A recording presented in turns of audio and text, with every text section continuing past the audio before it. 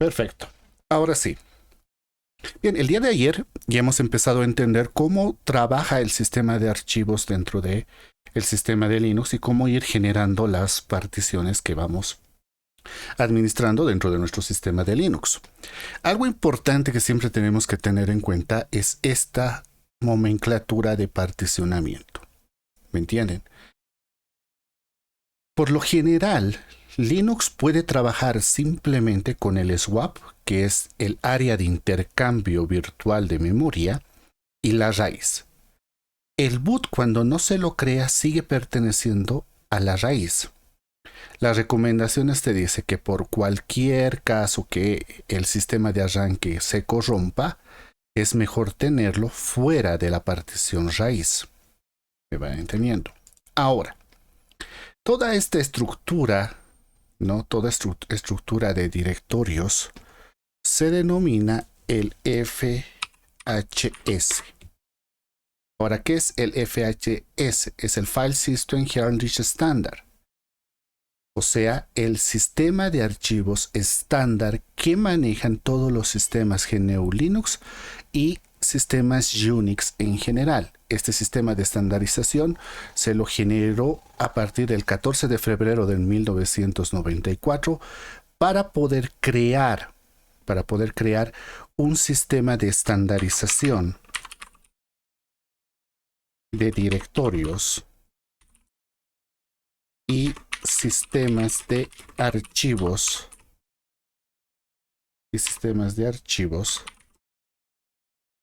para Linux. ¿Ok? Entonces, esto nos permite a nosotros, este sistema de estandarización nos va a permitir a nosotros poder tener esta estructura en la mayoría de las distribuciones que se llevan a cabo dentro de Linux. ¿Me van entendiendo? Continuamente esto está manejado por el Free Standard Group, que es una organización sin fines de lucro construida por compañías que manufacturan sustento físico, o sea, hardware y equipamiento lógico software, como Hewlett Packard, Dell, IBM, Red Hat, etc. O sea, esto, el Free Standard Groups, es los que revisan este tipo de estándares y verifican que cumplan con los requerimientos necesarios para nuestro sistema. Por eso les decía que cuando nosotros tenemos un sistema Linux, todos los sistemas Linux van a tener este sistema estandarizado de directorios en el cual siempre todo, pero todo está por debajo de la raíz. ¿Me van entendiendo? Y cada directorio tiene su propósito, como lo vamos a ir viendo más adelante. ¿Me van entendiendo?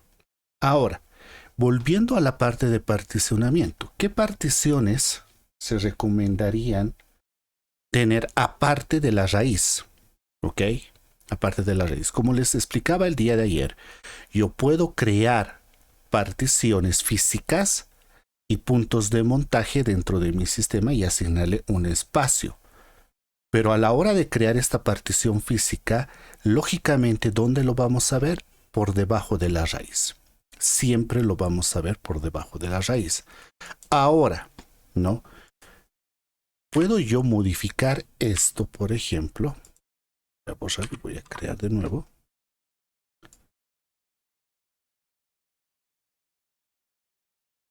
Puedo yo crear otras particiones que son recomendadas que estén aparte dentro de los sistemas.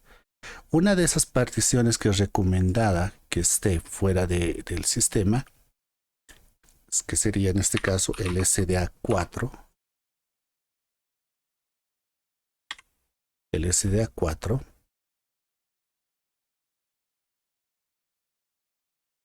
como partición física o como partición dentro del sistema, para que no nos confundamos con los términos, llegaría a ser el home. Ok, el punto de montaje sería la carpeta del home.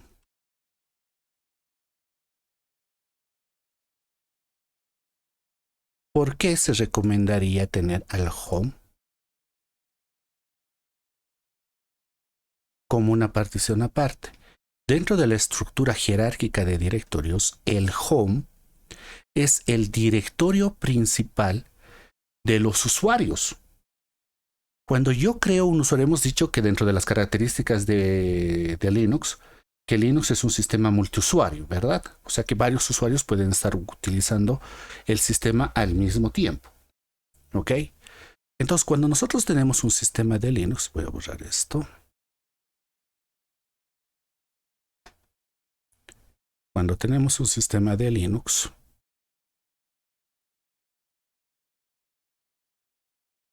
y creamos un usuario, digamos, creamos al usuario a Aliaga, ¿no? Para que lo entendamos así más correctamente, al usuario Alex.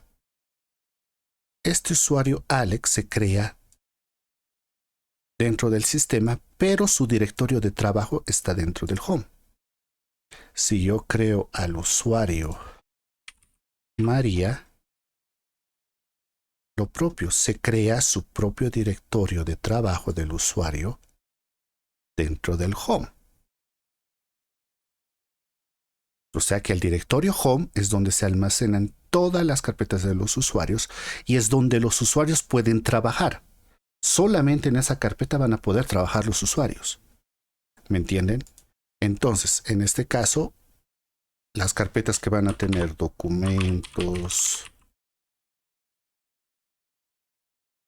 videos, escritorio, etcétera, se van a crear debajo del usuario o dentro de la carpeta del usuario. Sigue siendo jerárquico. ¿Me entienden? Sigue siendo jerárquico dentro de nuestro sistema. Entonces, cuando yo creo un usuario, su directorio del usuario se crea dentro del home. Y todo del usuario, su escritorio, sus videos, sus documentos, sus configuraciones, están dentro de ese directorio. Lo propio para María y lo propio para cada usuario dentro del sistema. ¿Ok? Entonces, el home se recomienda que sea una partición independiente, y que contenga por lo menos la mitad del disco duro. La mitad del espacio, por lo menos, eso dependiendo cuánta carga se va a tener para este directorio.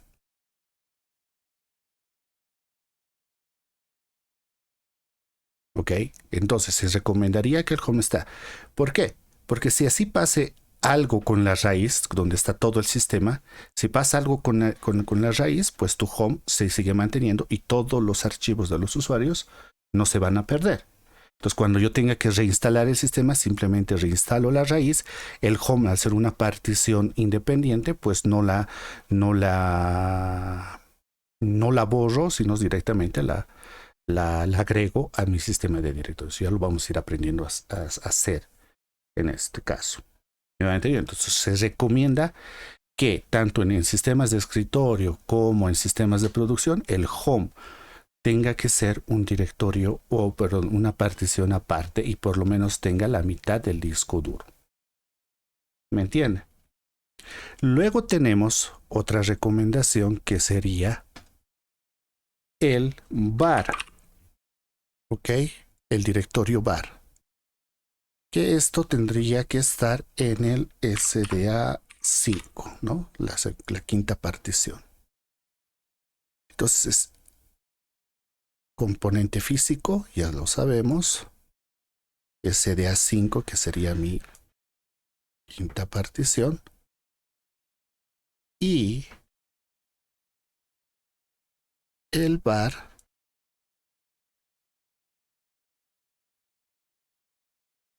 la carpeta del var, que tiene que tener punto de montaje, ¿no? Perdón. Entonces, la carpeta del var, que está dentro de nuestro sistema, tenga que ser una partición independiente. Entonces, ¿qué es el var? La carpeta del var, o el directorio var, como tal, se refiere a variables de entorno. Ahora, ¿qué es una variable en entorno? Las variables de entorno son archivos indispensables, ¿no? Sí, que como ser registros del sistema, o sea, los logs, los directorios principales de las bases de datos, los directorios raíces de servidores HTTP, FTP, colas de correo y archivos temporales. A eso se denominan como archivos variables o variables de entorno. ¿Me van entendiendo? Entonces, acá, por ejemplo, si yo voy a instalar el Apache, si yo tengo instalado el Apache, el directorio HTML principal para los sitios web va a estar acá.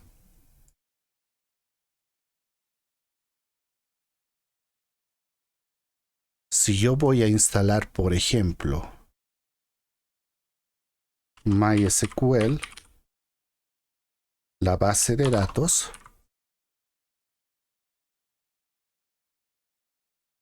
va a estar manejado, va a estar colocado acá.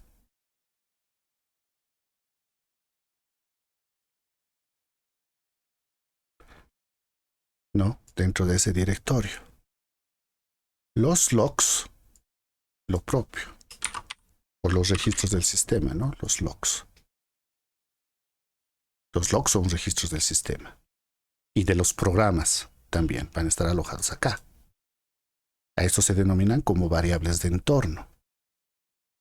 Entonces, todo esto va a estar contenido acá. Entonces, si nosotros lo tenemos en una partición independiente, lo que nos recomienda que mínimamente le otorguemos 10 gigabytes. Pero esto depende de la carga de trabajo que le demos a ese directorio. ¿Ok? Entonces, acá nos recomienda mínimamente 10 gigabytes. Entonces, si vuelvo a repetir, si por ejemplo en un entorno de producción donde yo voy a tener, digamos, un servidor web, los sitios web, ¿dónde van a estar? Acá, en el bar. Acá, aquí va a estar su HTML y dentro de ese directorio van a estar sus carpetas de los sitios web que tengan. Si ustedes van a instalar una base de datos, ¿dónde va a estar la base de datos? En el bar. Entonces, en entornos de producción se recomienda que esto sea una partición independiente. ¿Me entienden? Que llegue a ser una partición completamente independiente.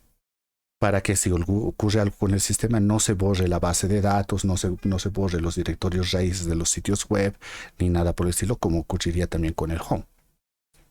¿Me van entendiendo? Son dos directorios que se recomiendan tener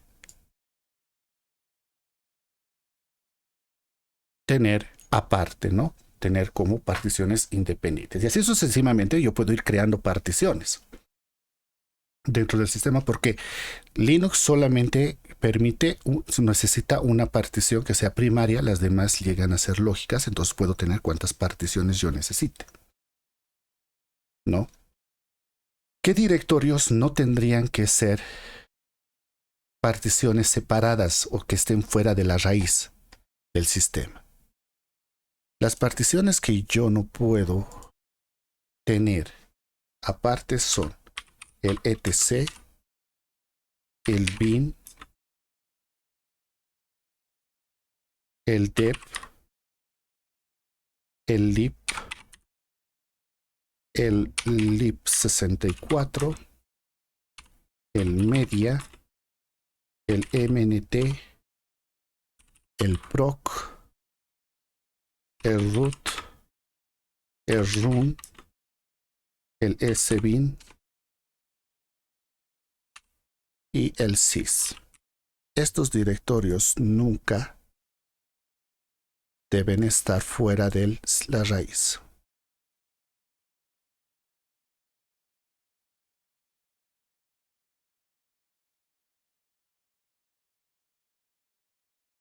O sea, no pueden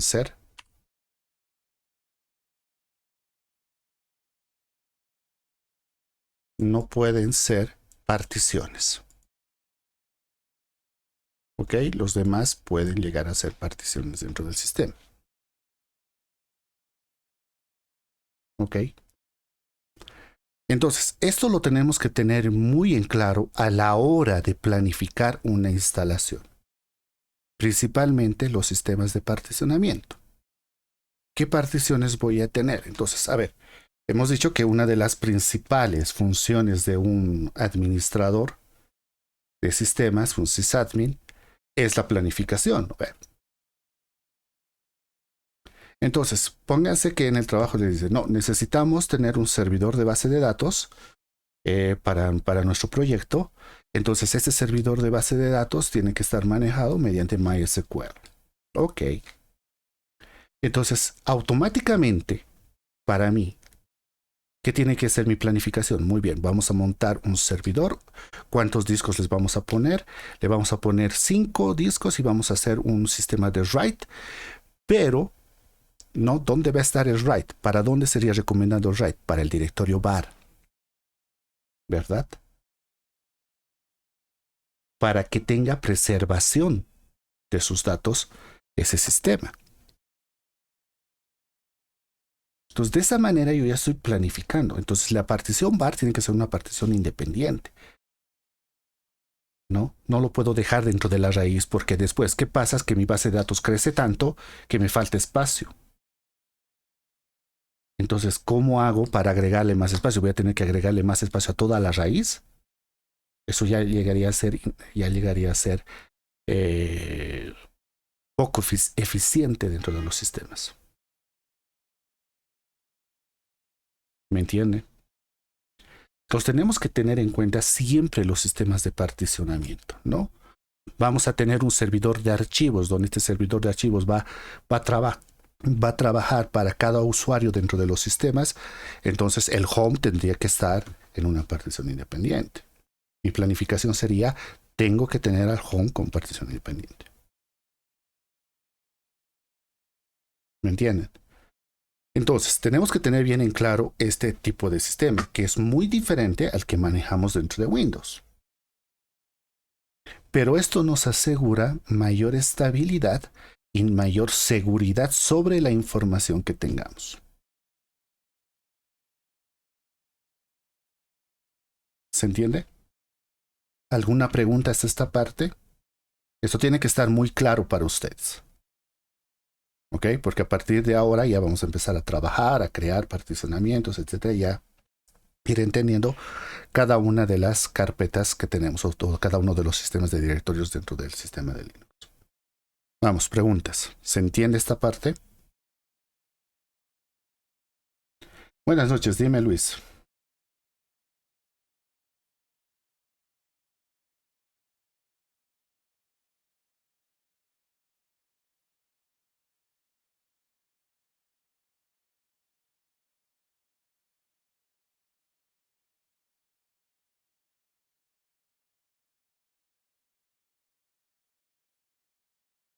Ya. Ah, ok.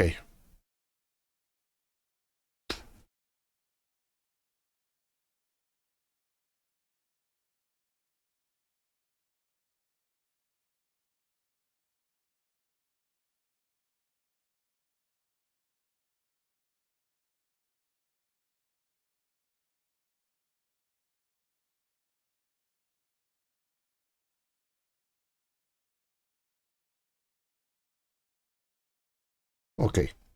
Ya, perfecto. Muy bien. La primera pregunta que me haces, ¿no? A ver, si nosotros vamos acá, esta es la raíz, que es la raíz principal de todo el sistema. ¿Ok? O sea, es la parte principal, la raíz, ¿no? Donde está el directorio principal, donde están todos los demás directorios, y es la parte fundamental, donde se sustenta todo el sistema. El root, la carpeta root. Oh, ¿dónde estás? Voy a cambiar esto, ¿ok? Le voy a decir root aquí. La carpeta root es la carpeta del usuario root, del superusuario. Me van a entender, por eso no le pongo aquí root, porque se confundiría con esta carpeta o se confundiría con el usuario. Dentro de los sistemas de Linux, el único usuario que se crea por defecto dentro del sistema de Linux es el root. Y el root es el superusuario. ¿Me vas entendiendo? El superusuario, el que todo lo puede. Al root no se le niega nada. Por eso hay que tener mucho cuidado que trabajar con opciones de root. ¿Me van entendiendo? En cambio, los usuarios normales crean su directorio en el home. Aunque no siempre, yo puedo modificar esto. Eso lo vamos a aprender cuando empecemos a crear usuarios. ¿Ok? Pero esta carpeta es la carpeta asignada para el usuario root, que es diferente a la raíz. Esta raíz, como tal, es el directorio principal de todo tu sistema. ¿Me vas entendiendo? Ahora, eso para la primera pregunta, ¿no? Que queda ya un poco más claro en este sentido. Para tu segunda pregunta, si tú tienes un servidor web en el cual o un servidor que tiene que tener replicación, dentro de Linux tienes varias opciones. Una cosa es generar backup, ¿no? Que son copias de respaldo y que estas copias de respaldo pueden llegar a ser progresivas, ¿no? Y otra cosa es querer generar lo que es tolerancia a fallos. ¿Me vas entendiendo? Para la primera cuestión, que son backups, existen N cantidad de programas que tú puedes utilizar. Uno de los más utilizados es, por ejemplo, el rsync. Con rsync tú creas un script dentro del sistema que le dices qué día y a qué hora quieres que haga la copia de respaldo y dónde quieres que haga la copia de respaldo, que puede ser un directorio local o que puede ser un directorio dentro de la red. ¿Ok? Eso genera un backup de tu sistema. En el otro caso, cuando estás tú generando, por ejemplo, alta disponibilidad, depende de qué tipo de servicio quieras tú implementar la alta disponibilidad. En el caso de tu ejemplo, en el caso de los sistemas web, se crea un sistema de proxy, no intermedio. Sobre ese sistema de proxy intermedio, proxy web intermedio, se genera un clúster por lo menos de 2 servidores que estén trabajando y apuntando hacia el sitio web, que tiene que estar siempre disponible. Lo que hace el proxy en el determinado momento es que él está manejando todas las peticiones y él está generando el balanceo de carga.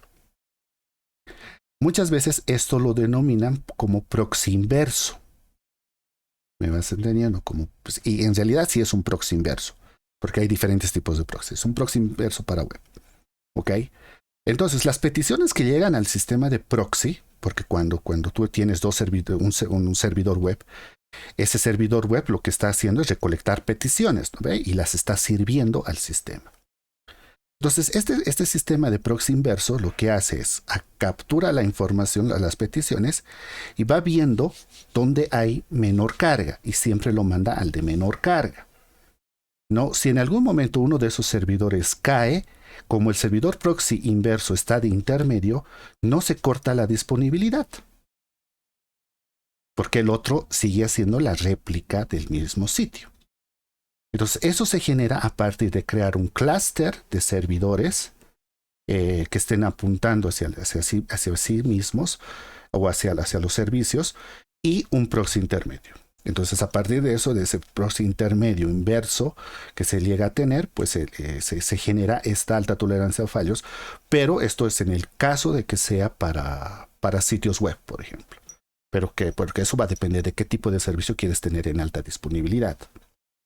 ¿Me entiendes? Entonces sí hay soluciones que se generan en esto, ¿no? Yo creo que cuando empecemos a administrar ya servidores, si nos va a alcanzar el tiempo, les voy a enseñar a crear este tipo de servicios de proxies inversos para alta tolerancia, que se utilizan mucho. ¿Me van entendiendo? O algunos, por ejemplo, lo que hacen en entornos de producción, para no estar haciendo este proxy inverso y toda esta parte, lo que hacen es contratar servicios como Cloudflare, por ejemplo. Con Cloudflare tú puedes tener 2 servidores web que estén replicando el mismo sistema y a Cloudflare le puede ser este sistema de replicación. ¿Me han entendido? Pero Cloudflare tiene un sistema gratuito que es solamente para un dominio. Pero ¿qué pasa en el caso de entornos que tenemos que generar varios dominios? Tienes que pagar ya por eso. ¿Me vas entendiendo? Entonces, ahora eso también depende cuando tú compras un hosting con sistemas de replicación. A veces los hosting también te dan la opción de poder tener replicación para esta parte de alta tolerancia. Pero en servicios implementados dentro de la empresa se puede hacer eso. Es lo que más se utiliza en ese tipo de entornos. ¿Ok? ¿Más claro? ¿Sí? ¿Se entiende?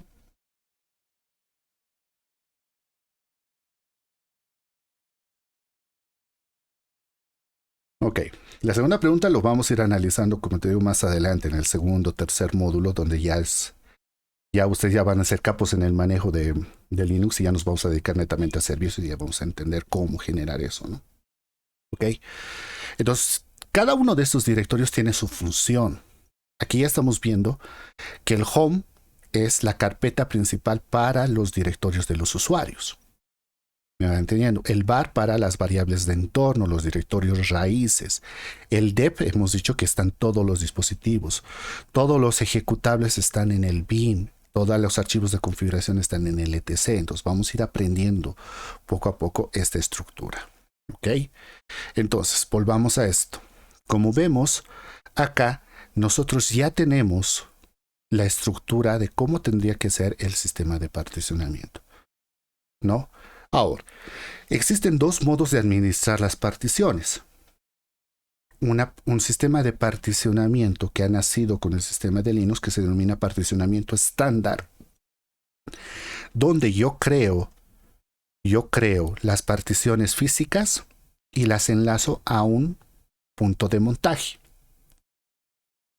Y también existe lo que es el LVM, el Logical Volume Manager, que es lo último que se está utilizando dentro de los sistemas de Linux.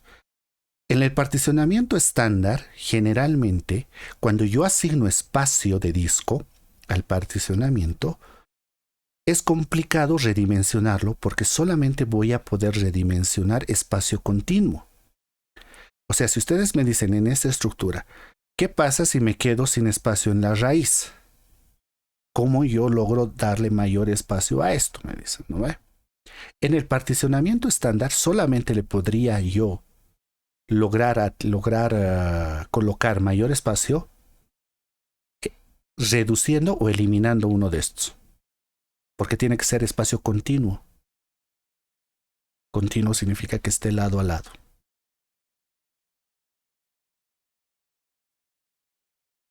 ¿Me entienden? Entonces eso es complicado. ¿Por qué? Porque voy a tener que yo adicionar el espacio, irlo redimensionando, irle asignando, y es una tarea que es para usuarios medios avanzados. Porque si no tienes cuidado y no sabes manejar las herramientas de particionamiento correctas, pues puedes corromper todo tu sistema de archivos y ahí se arruina todo tu sistema. En cambio, cuando estamos manejando LVM, Logical Volume Manager, el LVM crea lo que son grupos de volúmenes a partir de particiones físicas y estos grupos de volúmenes crean volúmenes lógicos, en lo cual yo puedo redimensionar a gusto y colocar espacio no continuo. Puedo colocarle otro disco y en ese disco directamente colocarle a cualquier partición. No necesita ser continuo. Puedo yo crear sistemas de reserva, ampliar, reducir, modificar, etcétera, y no tengo el riesgo de perder datos. Por eso hoy en día la mayoría de los sistemas ya ha adoptado LVM como sistema de particionamiento. Pero eso lo vamos a tocar más adelante, ¿no? Como nosotros también tenemos que saber manejar el particionamiento estándar y para que se ubiquen un poco sobre cómo está manejándose los particionamientos dentro de Linux, vamos a hacer particionamiento estándar dentro de nuestras instalaciones. ¿Les parece? Así tenemos lo mejor de los dos casos. Ahora, no quiere decir que el EVM funcione mejor que el particionamiento estándar. Obviamente tiene mayores ventajas el LVM, pero el particionamiento estándar igual se sigue utilizando en muchos casos, ¿no? Generalmente en sistemas estáticos que no van a tener muchas modificaciones. ¿Ok? Entonces, una vez que hemos entendido esta tabla de particionamientos y cómo está trabajando Linux con estos sistemas, vamos a pasar ya a la parte práctica. ¿Ok?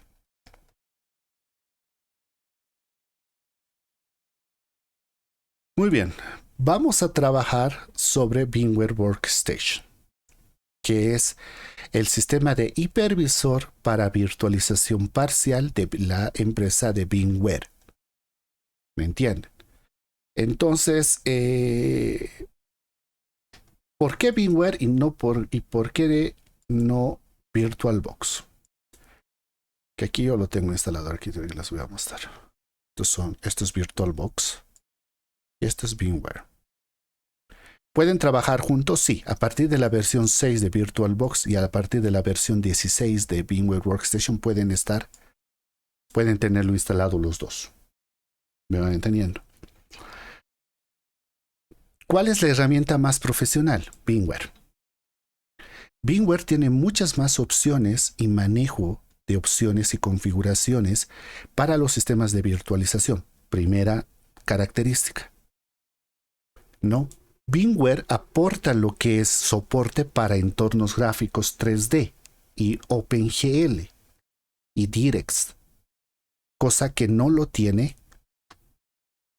el VirtualBox. O sea, si ustedes van a querer virtualizar entornos gráficos, no tiene soporte a nivel de pantalla y video para sistemas de 3D y OpenGL y DirectX. O sea que van a tener limitado sus entornos de video, cosa que VirtualBox lo tiene completamente implementado. Segundo, VMware es mucho más eficiente en el uso de recursos que VirtualBox. Ahora, si quieren, podemos hacer una instalación con VMware y otra instalación con VirtualBox y se van a dar cuenta que la instalación con VMware es mucho más eficiente, carga mucho más rápido y detecta mucho mejor los entornos gráficos dentro del sistema. ¿Me van entendiendo?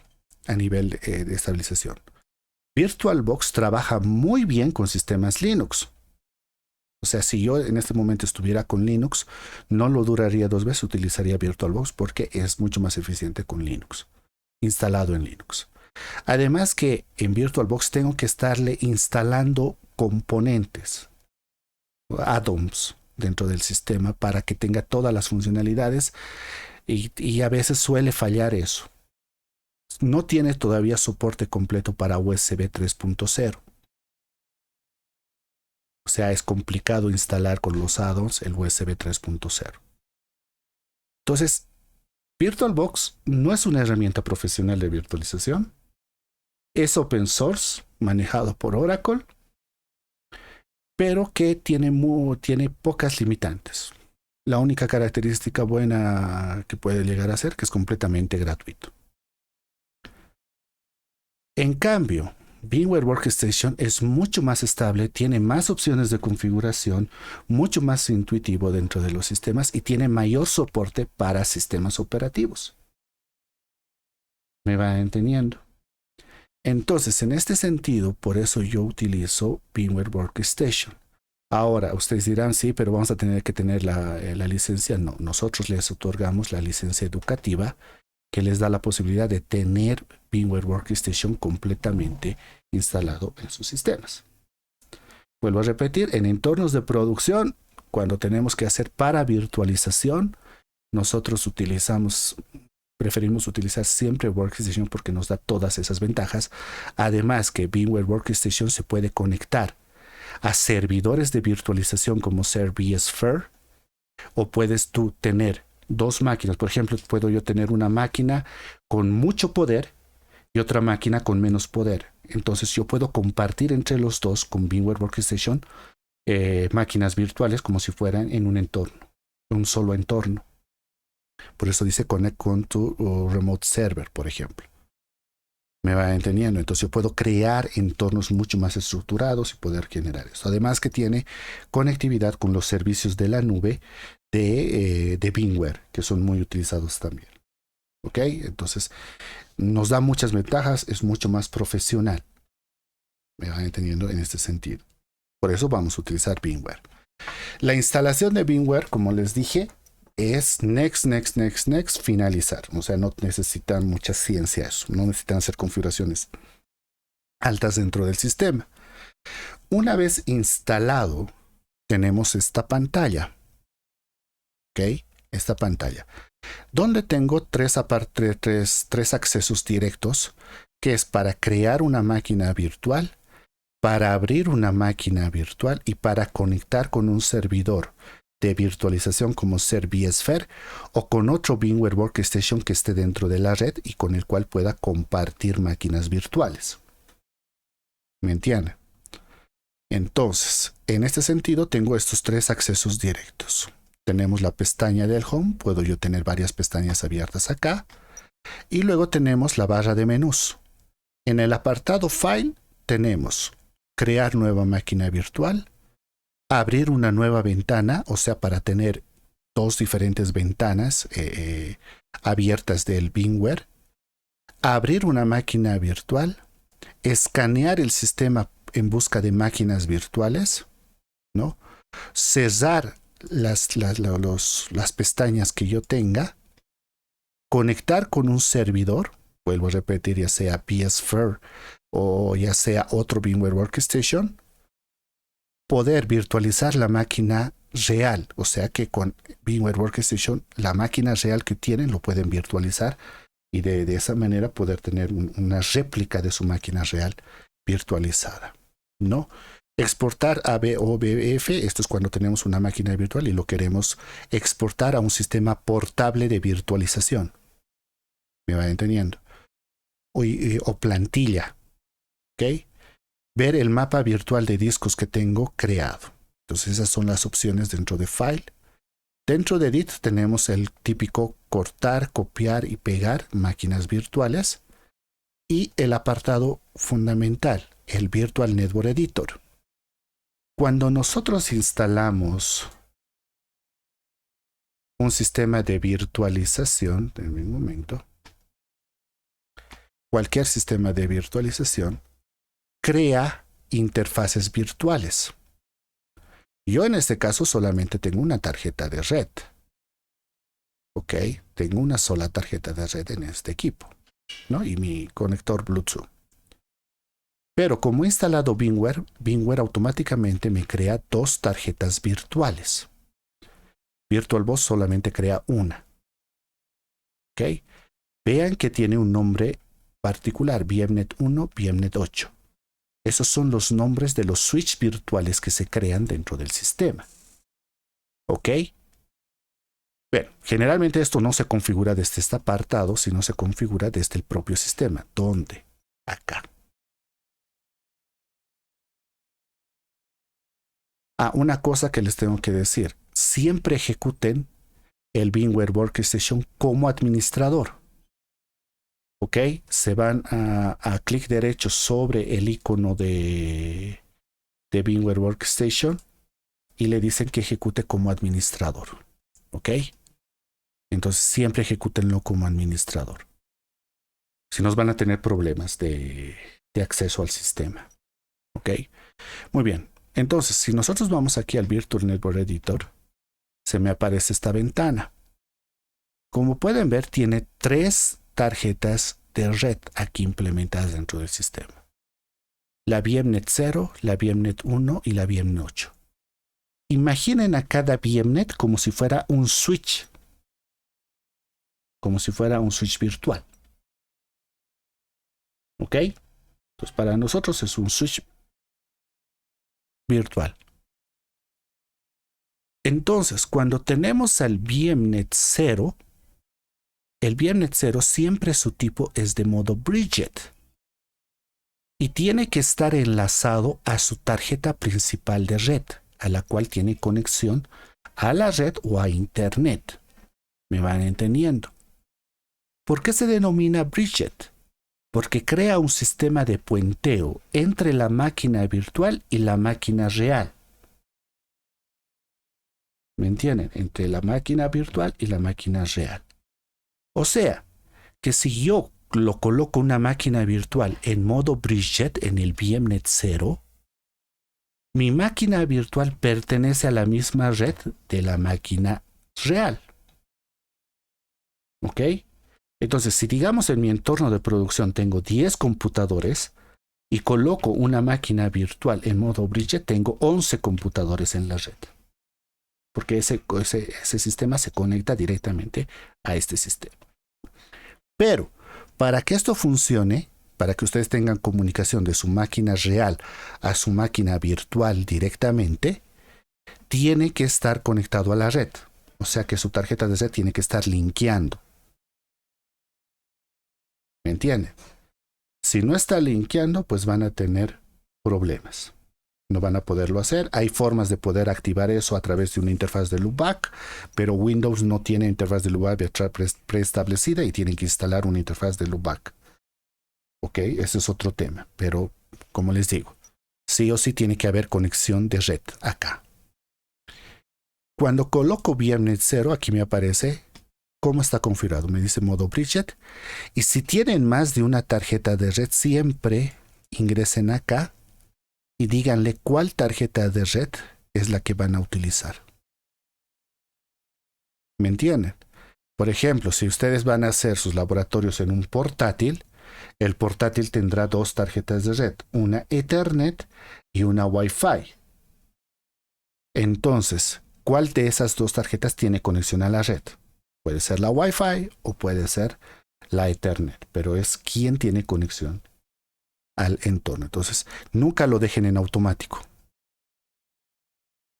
Nunca lo dejen en automático porque esto puede darles errores. Siempre elijan la tarjeta.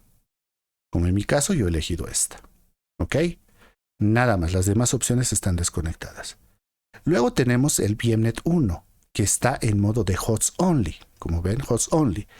Solamente se puede conectar con máquinas virtuales de modo privada internamente, te dice. Cuando yo coloco una máquina virtual en VMnet 1 hosts only, solamente se puede conectar con otra máquina virtual que esté en el mismo switch, o sea, en el VMnet 1.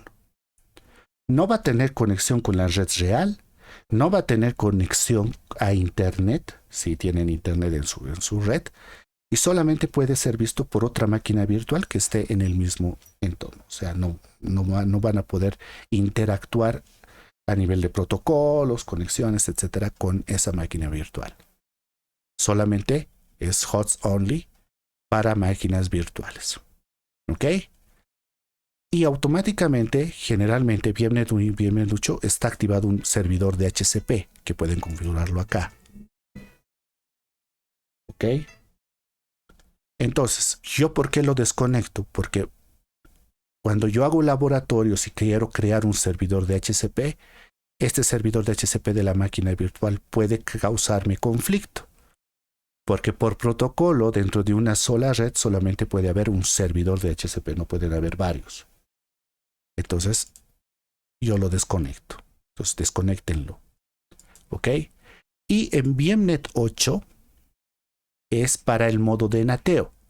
El NATeo significa Network Address Translation o traducción de direcciones de red. Lo que hace el modo de NAT es crear un pequeño servidor interno dentro del sistema de virtualización. ¿Para qué? Para que cuando yo coloque una máquina virtual en modo de NATeo y mi máquina real tenga internet, automáticamente le traspase internet a la máquina virtual, pero la máquina virtual no puede ser vista en la red real. ¿Me entienden? No va a ser vista en la red real. Va a estar en una subred independiente, pero, como les digo, crea un pequeño servidor dentro del mismo sistema y aquí yo puedo configurar los sistemas de NATeo. ¿No? Entonces crea un pequeño servicio, lo cual permite a la máquina virtual tener acceso directo a Internet sin pertenecer a la red real. Crea un grupo independiente de acceso a la red. ¿Me entienden? Puedo yo agregar, esos son los tres modos por defecto que vienen. ¿Puedo agregar más switch virtuales? Sí, aquí yo le puedo agregar un switch virtual. Y me va a crear esto, ¿no? Le puedo decir como host only, le puedo poner en NATeo o puede ser igual de bridged, pero lo puedo colocar. Pero ya es diferente del 1, del 2. Si yo coloco máquinas virtuales en el 2, ¿ok? Si yo coloco máquinas virtuales en el 2, solamente esas máquinas virtuales en el 2 se van a ver. Si tengo una máquina en el 2 y otra en el 1, ¿se van a ver? No, porque son diferentes switch. Y no tienen conectividad uno con el otro. A menos que generemos un servidor intermedio de redireccionamiento, pero ya es otro tipo de configuración. Entonces yo puedo agregar hasta 19 switch virtuales. Cada uno es independiente. Y cada uno se puede configurar como bridge, como NAT o como hostly, de acuerdo a lo que ustedes necesiten. ¿Me va entendiendo? Si en algún momento tienen problemas o han configurado mucho esto y les está dando problemas de conectividad, simplemente le dicen Restore Defaults. Va a desinstalar todas las tarjetas virtuales, las va a volver a instalar y las va a dejar por defecto. Como pueden ver, ¿no? Está inicializando de nuevo los servicios de red.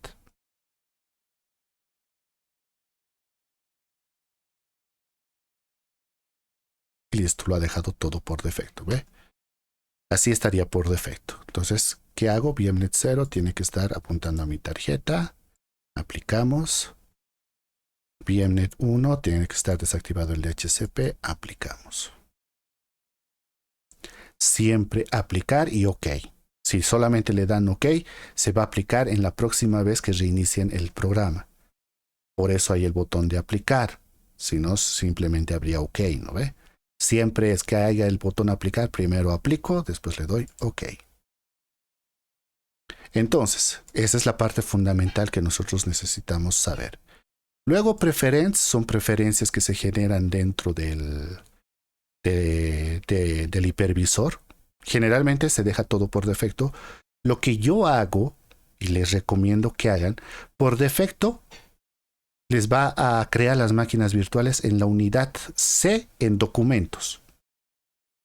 ¿Me van entendiendo? Entonces, eso es perjudicial. ¿Por qué? Porque su unidad C, cuantas más máquinas vayan creando, se va a ir llenando su unidad C, porque el documento está dentro de la unidad C, y dentro de Windows la unidad C es la unidad del sistema, ¿no ve? La unidad del sistema tiene que estar siempre tiene que estar lo más libre posible. ¿Me van entendiendo? A lo menos en Windows.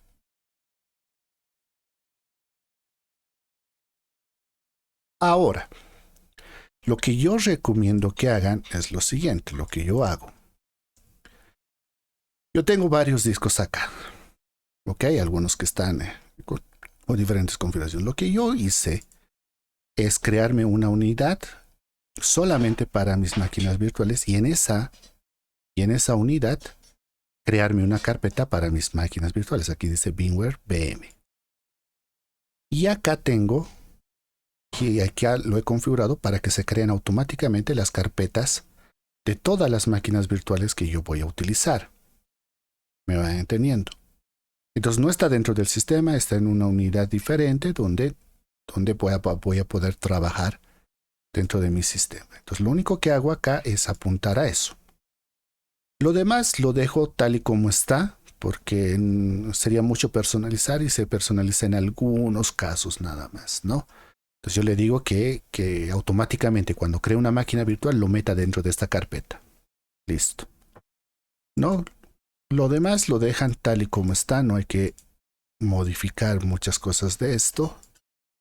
Esto es para aquí la parte de updates, fieldbacks, memory y dispositivos, todo por defecto, más que suficiente que esté trabajando. ¿Ok? Entonces, eso dentro de preference. En ver son los sistemas de modo de visualización de las máquinas virtuales cuando se estén ejecutando. En VM van a tener los botones de encendido, apagado, reinicio de la máquina virtual para poder adicionar dispositivos como ser USBs, cámaras, etcétera, a la máquina virtual. Pausar la máquina virtual. Cuando se pausa una máquina virtual es como si se congelara en un punto. Entonces pausan la máquina virtual se pausa y lo pueden cesar el programa, apagar el equipo. El día siguiente, cuando vuelven a abrir la máquina virtual, va a estar en ese punto congelado y pueden seguir con su trabajo, ¿no? Restaurándolo. Mandar Control Alt Delete, esto es para mandar esta opción, porque muchos sistemas lo utilizan para el acceso a la administración. Grabar en los sistemas de entrada para que tenga un sistema de registro. Snapshots para poder crear líneas de tiempo y guardar esas líneas de tiempo. Eso les voy a ir explicando más adelante. Capture Screens para poder capturar imagen de las pantallas de las máquinas virtuales. Manage para ingresar al sistema de administración de las máquinas virtuales. E instalar VMware Tools, que nos sirve para poder instalar herramientas de administración como los drivers para las máquinas virtuales. Y settings para configurar una máquina virtual. ¿Okay? Luego tenemos las pestañas, qué pestañas queremos que se nos vean, y la parte de ayuda, ¿no? Donde pueden ustedes, aquí se ingresa la licencia. Pero esto ya está licenciado, así que no tiene ningún tipo de problema. Y aquí para poderlo actualizar y buscar actualizaciones. Entonces, eso a largos rasgos es cómo trabaja, visto que es bastante intuitivo el VMware. ¿Ok? ¿Hasta aquí alguna pregunta? ¿Alguna duda?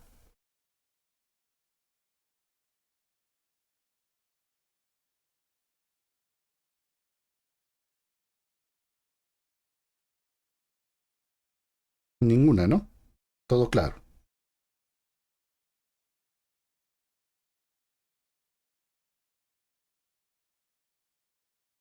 Bien, continuemos entonces. ¿Qué es lo que vamos a hacer ahora? Vamos a crear una máquina virtual, ¿no? Nosotros nos vamos a crear nueva máquina virtual, typical o avanzado. Nosotros le decimos typical, es la que necesitamos. Avanzado es cuando nosotros tenemos que hacer configuraciones muy explícitas para un sistema. En este caso, typical, next. I will install the operating system later. Voy a instalar el sistema operativo después. O sea, yo primero quiero crear la máquina virtual y después instalar el sistema operativo. ¿Ok? Entonces le voy a decir I will install the operating system later. Next. Y aquí tenemos las plantillas.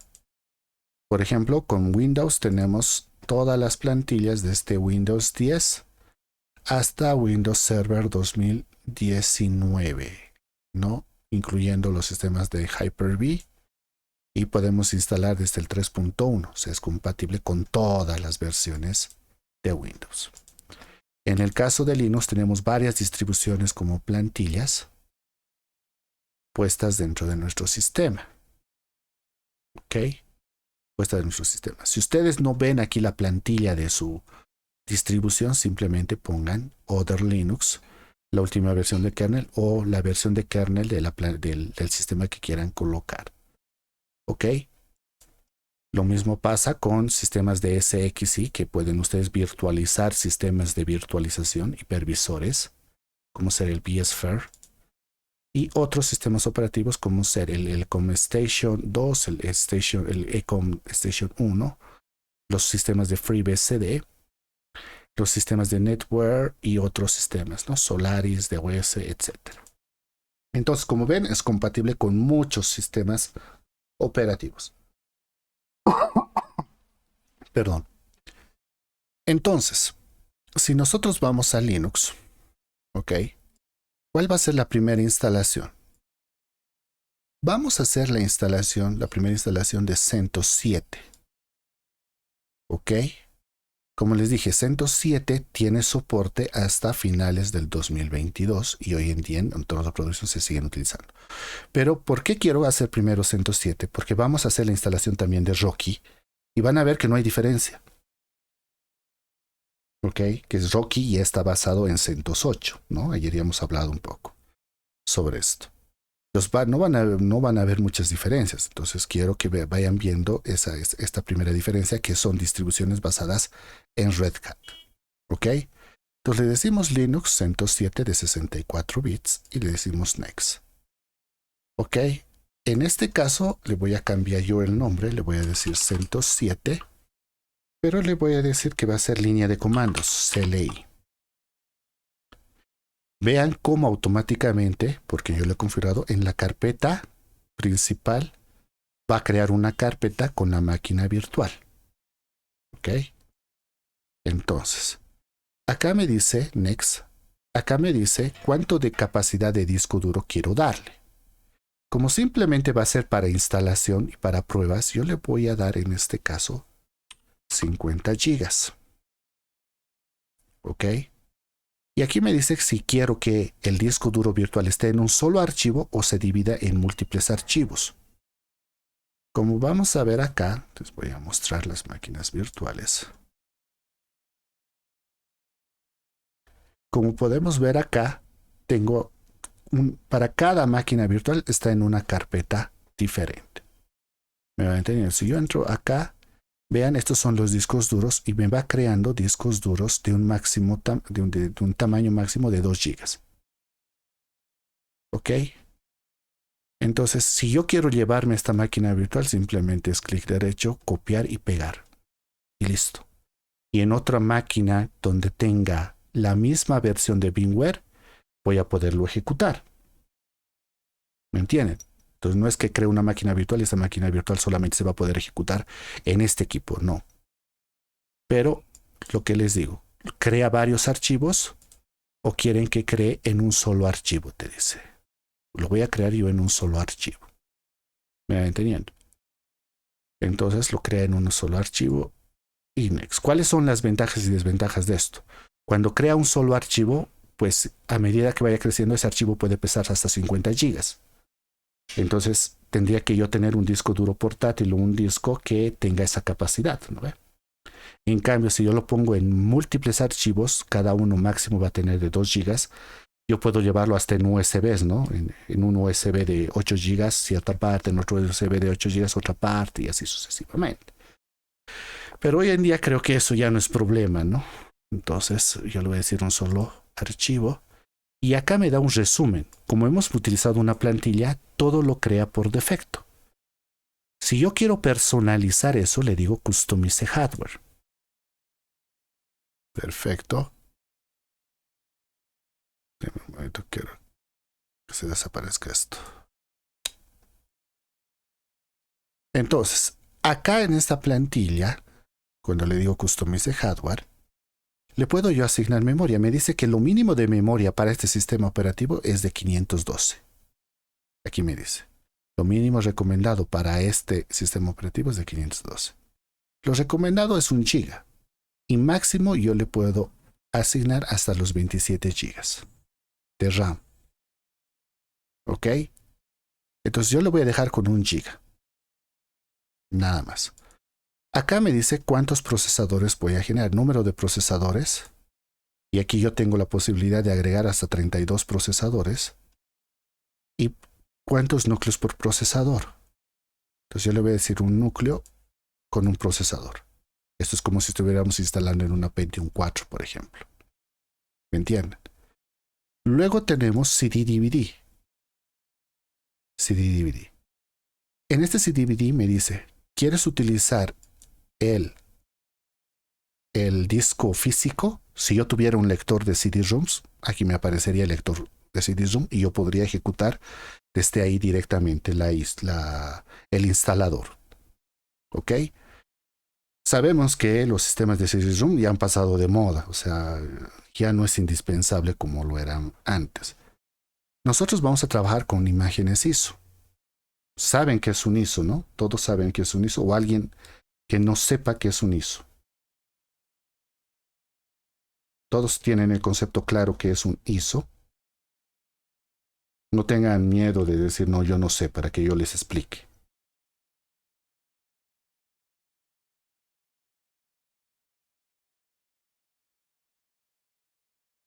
Bueno, el silencio otorga, o sea que todos saben que es un ISO, ¿no? Un ISO es una imagen de un sistema multimedia, ¿ok? Entonces, esta imagen ISO es lo que ustedes van a descargar de la carpeta que les voy a dejar y vamos a utilizar y vamos a instalar CentOS 7, la compilación 209, ¿ok? Que es la última compilación. Entonces, lo voy a montar aquí el ISO. Ese ISO ustedes lo van a descargar de la carpeta. Se los voy a colocar todas las imágenes ahí. ¿Ok? Listo. Aquí me dice la tarjeta de red. Aquí está el Bridget que les he dicho, el Nateo o el Host Only. ¿Me van entendiendo? Yo le voy a poner en Bridget. Y aquí me dice la compatibilidad de USB, que es compatible con 2.0 y 3.0. Lo voy a dejar tal y como está. Sonido también lo voy a dejar tal y como está. Printer, servidor de impresión o virtual printers, ¿no? En este caso no necesitamos esto, lo removemos para tener mayor eficacia. Como la instalación del primer sistema no va a ser en entorno gráfico, no lo voy a activar en la aceleración de gráficos 3D. Como les dije, VMware Workstation es compatible con la aceleración de gráficos 3D. Si yo habilito esto, se me habilita todo. Y yo puedo otorgar hasta 8 GB de memoria de video para la asignación de mi máquina virtual. ¿Me van entendiendo? Entonces, pero, como les digo, la primera instalación va a ser en modo de línea de comandos. ¿Ok? O sea, no va a tener entorno gráfico. Entonces le vamos a decir display, lo vamos a dejar tal y como está y listo. Ya hemos personalizado nuestra máquina virtual y close. Y finalizar. Y ahí se ha creado la máquina virtual con toda la configuración. Quiero editar estos factores, me voy aquí a Edit Virtual Machine, o me voy aquí a Settings, o presiono Control D, o hago clic acá en cualquier apartado. Los tres me llevan al mismo lugar. Entonces yo necesito más memoria, le pongo 2. No quiero reducirle, le pongo 1. Quiero que tenga un procesador con 2 núcleos. Listo, le puedo colocar eso para que tenga mayor rapidez. Entonces yo puedo ir cambiando. Lo propio a nivel de disco, puedo agregar otro disco, añadir dispositivos, le digo añadir y aquí puedo añadir cualquier tipo de dispositivo. O puedo redimensionar, ver el mapeo, expandir, compactar, avanzado dentro del sistema, etc. ¿No? Esas son todas las posibilidades que nos da VMware. Entonces puedo yo ir configurando o reconfigurando mi sistema. Y en opciones puedo reconfigurar el nombre, ¿no? Qué plantilla estamos utilizando, toda esta parte. ¿Ok? Eso lo vamos a ir viendo más adelante. Entonces es sumamente personalizable nuestra máquina virtual. ¿Ok? Ahora, en un entorno real es lo mismo, ¿verdad? Yo agarro un computador, necesitamos un servidor, a ver qué cosas tiene este servidor, qué lo vamos a poner, qué necesitamos. Es lo mismo. Simplemente que aquí lo estamos haciendo en una máquina virtual en vez que en un servidor físico. Muchos me preguntan, ¿es lo mismo administrar en un sistema de virtualización que en un sistema real? Sí. No hay diferencias.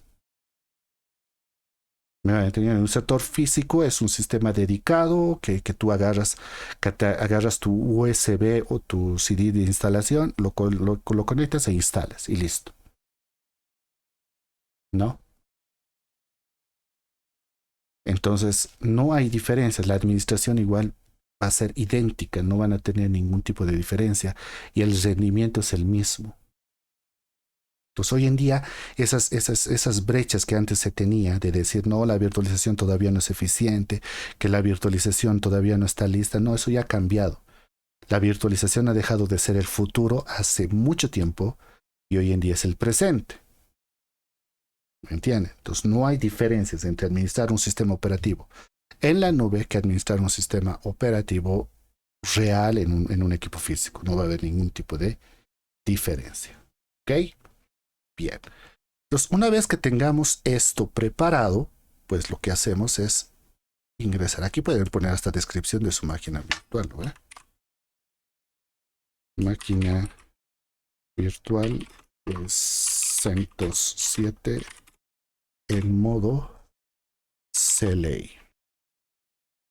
Listo, entonces ya saben qué están haciendo acá, ¿no? Entonces aquí le ponemos Power. O también podemos tener aquí Power. Entonces le decimos Power Virtual Machine y empieza a ejecutarse la máquina virtual. Si les aparece este mensaje, le dicen I finish installing. Nada más. ¿Ok? Para ingresar a la máquina virtual, vean cómo mi mouse está acá. Hacen un clic en el medio de la máquina virtual, de la pantalla. Listo. Ahí están dentro de la máquina virtual. Vean cómo me estoy moviendo con los cursores. ¿Ok? Para salir de la máquina virtual y volver a la máquina real, Control Alt. Control más Alt. Y aquí vean cómo vuelve mi mouse. Ingresar un clic, Control Alt, salir. ¿Se va entendiendo? Ingresamos a la máquina virtual y vean cómo CentOS 7 nos dice. ¿Qué quieres hacer? ¿Quieres instalar CentOS 7? ¿Quieres hacer un test del sistema de media, o sea, del sistema de instalación e instalar CentOS 7? Entonces, cuando le dices test, quiere decir que va a verificar tu imagen ISO o tu CD-ROM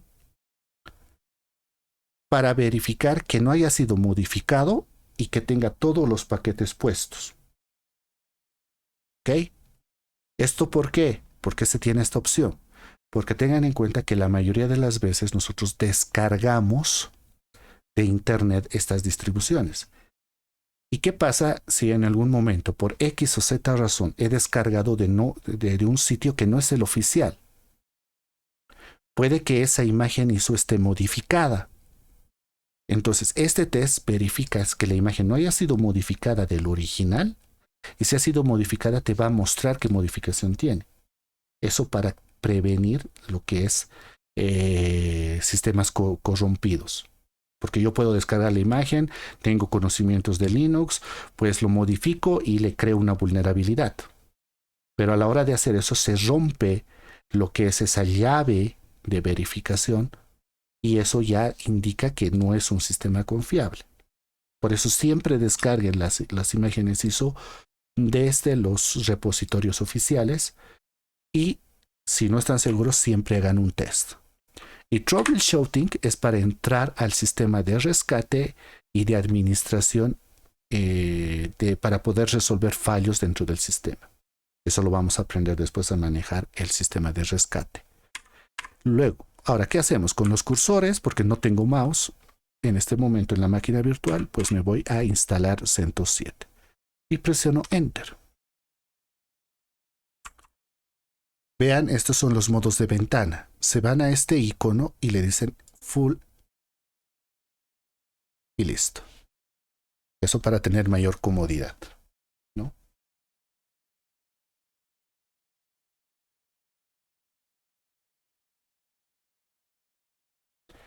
Ahí ya se están cargando todos los demons, todos los demonios.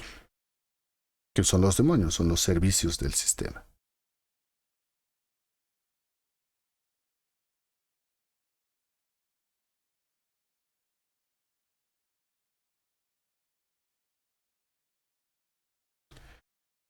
Y listo, ya tenemos la primera ventana dentro de la instalación. Aquí ya tengo el mouse, es un sistema completamente gráfico.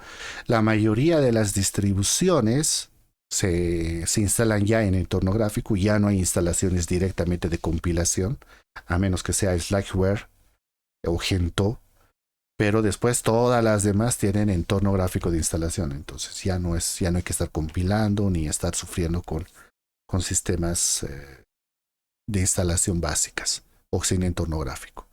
Lo primero que nos dice es que en qué idioma quiero utilizar el sistema. Entonces vamos a buscar español y me dice dónde es mi región, qué tipo de español voy a utilizar. En entornos de producción tengan mucho cuidado, siempre coloquen la zona horaria correcta. ¿Me van entendiendo? Porque los servidores van a brindar servicios y tienen que estar sincronizados. Ya más adelante vamos a aprender a cómo instalar un NTP, por ejemplo, un Network Type Protocol. Entonces, en este caso, español Bolivia. ¿Ok? Esto para que detecte la zona horaria. Como ven, automáticamente me ha detectado uso horario América, La Paz. Teclado, en este caso me dice teclado en español, latinoamericano, pero, ¿no? Tengan mucho cuidado, la mayoría de los teclados que ustedes compran en el mercado no son españoles latinoamericanos, son españoles de España. Es diferente la distribución. Segundo, que yo, en mi caso, tengo un teclado en inglés, así que voy a cambiarlo a inglés de Estados Unidos. Tip, si ustedes son administradores, nunca pidan un teclado en español. ¿Ok? Si son administradores de sistemas, van a manejar línea de comandos o son desarrolladores, pues tendrían que sí o sí tener teclados en inglés. A ver, ¿en qué idioma se han desarrollado los lenguajes de programación y los sistemas operativos? ¿En español o en inglés? En inglés, ¿no? Entonces la mayoría de los componentes y de los caracteres especiales o los caracteres reservados están hechos para facilidad en teclado en inglés. En teclado en español a veces esos caracteres no están fácilmente disponibles. Entonces, como voy a administrar línea de comandos, voy a hacer scripts o programación, o soy programador, Tendría que estar utilizando teclado en inglés, no teclado en español. ¿Me entienden? Otra cosa es que yo voy a transcribir documentos, ahí sí teclado en español, pero nosotros somos sysadmins. Tendríamos que estar pidiendo teclados en inglés. Entonces, teclado en inglés, agregamos y español lo quitamos. Listo. Soporte de idioma español Bolivia y software, origen de instalación, medios locales, o sea que sea. ¿Puedo yo instalar el sistema de medio local? Significa que tengo el CD de instalación. Puedo hacer instalación a través de servidores en red, ¿no? O puedo hacer la instalación mediante repositorios. En nuestro caso, le estamos diciendo que vamos a hacer la instalación desde la imagen. ¿Ok? Selección de software. Dice instalación mínima. Estas son las plantillas de instalación de CentOS. Instalación mínima significa que solamente va a instalar el kernel del sistema operativo y las principales herramientas del sistema operativo. Todo lo demás no va a ser instalado y voy a tener que instalar manualmente. O sea, no voy a tener ni entornos gráficos, no voy a tener muchas herramientas de administración avanzada, todo solamente lo básico. ¿Cuándo se utiliza la instalación mínima? Cuando vamos a tener que optimizar al máximo los servidores. O sea, yo quiero tener un servidor optimizado solamente y quiero instalar yo manualmente cada una de las herramientas que necesito. Instalación mínima. Nodo de computación. Esta es una instalación para realizar computación y procesamiento. Esto instala el kernel más herramientas de administración, pero siguen sin entorno gráfico. Además que pueden ustedes instalar estas herramientas directamente. ¿Ok? Servidor de infraestructura. Sigue sin tener entorno gráfico, ¿no? Sigue sin tener entorno gráfico, pero instala el kernel y todas las herramientas de administración principal. Entonces, esto ya es para directamente tenerlo preparado para poder instalar cualquier tipo de servidor, de servicio que tengamos aquí. No les recomiendo nunca instalar los servicios directamente desde acá. ¿Me entienden? Esto cuando entremos a servidores les voy a ir explicando más. ¿Pero por qué? Porque puede ser que esta versión ha salido el año pasado y que esta versión del Vint ya está desactualizada. Entonces voy a tener que hacer doble trabajo. Lo voy a instalar, va a tardar un poco más, lo voy a instalar el Vint, pero igual al hacer la actualización va a tener que reactualizar este paquete, o sea, no. Siempre es importante instalar los servicios directamente o sistemas de servicios actualizados, ¿ok? Entonces, servidor de infraestructura. Servidor de impresión, lo mismo que infraestructura, pero dedicado para sistemas de impresión. Servidor web básico para sistemas de web básico y servidor con GUI ya es para host de virtualización, es para poder crear sistemas de virtualización y con KVM. Servidor con GUI significa que voy a poder instalar todas las herramientas del servidor, pero con interfaz gráfica. Escritorio Genome va a instalar todo el sistema de escritorio, pero con Genome o Genome o con KDE. Ya hemos dicho que puede trabajar con cualquiera de estos dos. O puede instalar todo lo necesario para desarrollo y estación de trabajo creativo. O sea, aquí va a instalar software para lo que es sistemas gráficos. ¿Me van entendiendo? Entonces, estas son plantillas ya que te genere. Cuando nosotros queremos instalar un sistema de servidor, lo que se recomienda es servidor de infraestructura. Vuelvo a repetir, solamente va a tener el sistema operativo, el kernel y las herramientas de administración. No van a tener entorno gráfico y se va a manejar directamente todo por línea de comandos. Ahora, ¿por qué es la recomendada? Un entorno gráfico, sea el que sea, te consume recursos dentro de tu sistema. El hecho de que tengas entorno gráfico no significa que tus servicios los vas a poder configurar en entorno gráfico. Igual, si vas a querer instalar el Bing, si vas a querer instalar correo, si vas a tener que instalar, no sé, Samba o FTP, cualquier tipo de servicio, esos no van a venir con una administración gráfica. Entonces el sistema gráfico está en vano. Gráfico para escritorio. ¿Me van entendiendo? Pero también que te consume recursos y espacio dentro del sistema. Ahora, dentro de los sistemas de infraestructura, lo que se trata es que los recursos que se consumen para el entorno gráfico se destinen a los servicios, ¿no? Por más que ustedes me digan en este momento, sí, pero nosotros tenemos un servidor con 40 núcleos, tenemos servidores con 32 gigas de RAM mínimamente o con 1 tera de RAM. Entonces ahí puedo seguir instalando sistemas gráficos, ahí no va a intervenir. Por más que tengan esa cantidad de recursos, va a ser un gasto insulso de recursos. ¿Me entienden?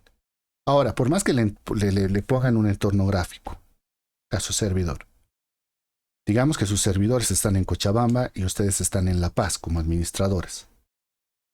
Y sucede un imprevisto y tienen que conectarse a los servidores. Un servidor para conectarse con entorno gráfico consume mayor ancho de banda. En cambio, con una línea de comando se pueden conectar hasta con una línea de dial-up y van a tener conectividad. Entonces, en los sistemas de producción, en los sistemas de administración, etc., no se utilizan entornos gráficos. Linux, si bien pueden ustedes administrar mediante ciertas herramientas como ser web admin, etcétera, que vamos a aprender también a utilizar esto, un cPanel, por ejemplo, pero son para casos en específico, no para todo el tiempo. ¿Me van entendiendo? Entonces, en este curso, generalmente, bueno, todo este curso está dedicado a la línea de comandos. No vamos a hacer administración gráfica porque en el entorno real no se maneja eso. Obviamente vamos a instalar herramientas de monitoreo, herramientas de administración, etcétera, con entornos gráficos, pero esos son para tareas muy específicas. ¿Me van entendiendo? Entonces, eso principalmente. Entonces, servidor de infraestructura. Le decimos listo. Esperamos a que cargue y ya está. Luego, destino de la instalación. Acá es donde yo creo las particiones. Entonces le digo sistema de destino y aquí me muestra mi disco duro. Si yo lo dejo con configurar el particionado automáticamente, ¿ok? Va a formatear el disco duro de acuerdo al archivo preestablecido para la distribución. Por lo general lo va a configurar con XFS como sistema de archivos y va a crear LVM, pero va a crear las mismas particiones que les he dicho, el boot, el swap y la raíz. En algunas distribuciones el automático te crea hasta el home aparte, pero eso depende de la distribución. Pero no te va a dar tiempo para hacer el particionamiento, ¿ok? Para entornos prácticos, yo le voy a decir, voy a configurar las particiones. Entonces, si yo le digo voy a configurar las particiones, aquí ya creo yo las particiones. Como ven, me dice, ¿quieres configurarlo mediante LVM, mediante BTRFS, esto que es un sistema avanzado de particionamiento, o aprovisionamiento fino con tipos de LVM? En nuestro caso les vamos a decir particionamiento estándar. ¿Ok? Y acá le decimos más. Punto de montaje y creo el boot. Como ven aquí, los puntos de montaje que puedo crear es la raíz, el boot, el home, el bar, el swap y el BIOS boot. Pero este BIOS boot se utiliza para ciertos entornos nada más. Entonces, primer punto de montaje que hemos dicho recomendado, el boot. Capacidad deseada, hemos dicho de 75 a 400 megas, le vamos a dar 200. El teclado numérico en Linux siempre está desactivado. Actívenlo. Entonces yo le voy a decir 200 megas. Entonces le digo añadir punto de montaje. Ya me ha añadido el punto de montaje, capacidad deseada, partición de tipo estándar y sistema de archivos. Como ven, por defecto me quiere dar XFS. Yo le voy a decir X4. Listo. Nada más. Por defecto, como le dije que sea esta la primera partición, va a ser la primaria. Las demás van a ser las lógicas. Punto de montaje. Ok, punto de montaje. Swap. Área de intercambio. Capacidad deseada. ¿Cuál era la regla del swap?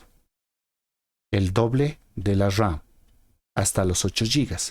Como tengo 1 GB de RAM, le tengo que colocar. Todo se maneja en megas por si acaso, ¿ok? 2048. Y aquí está swap 2048. No tiene punto de montaje porque hemos dicho que el swap es un sistema de archivos. Partición estándar de tipo swap. Listo, ya está creado. Primera partición, segunda partición. Y creamos la del home. ¿Ok? La del home. Yo le voy a poner 21.000 megas a la del home. Y aquí está la del home. Ok, lo propio. Le voy a decir que sea en formato X4. Y ahora recién la raíz. La raíz. Si yo no le pongo la capacidad, lo va a tomar lo restante.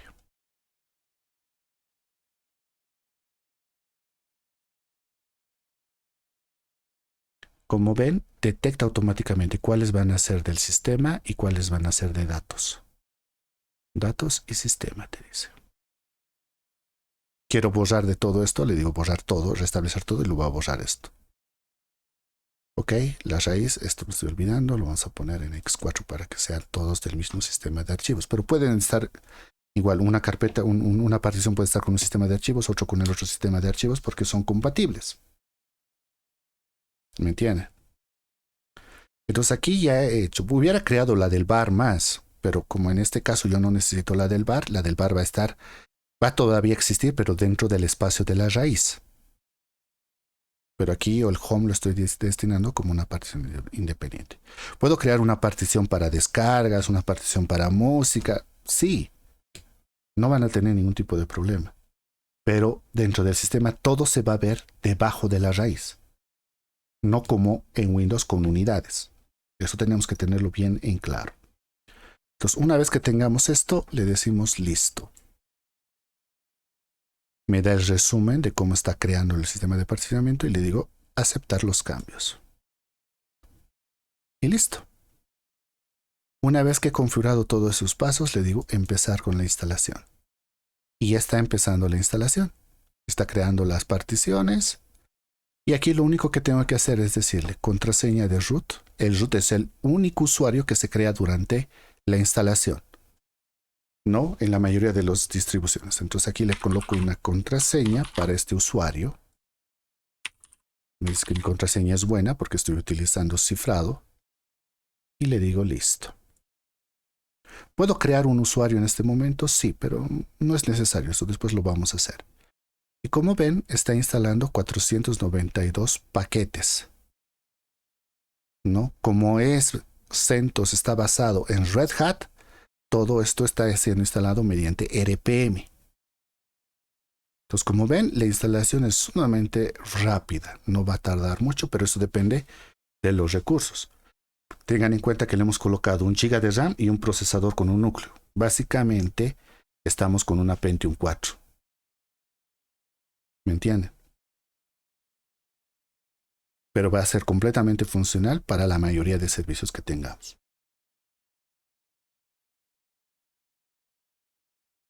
Bien, mientras va instalando, vean que ya está casi terminando la instalación. Es sumamente rápido. Preguntas, vamos con sus preguntas. ¿Se va entendiendo? ¿Alguna pregunta?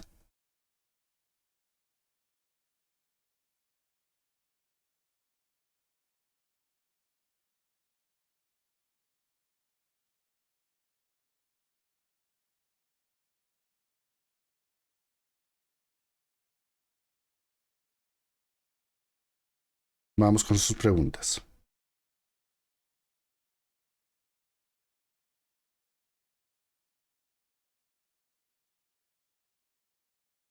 Fácil, ¿no? ¿O difícil?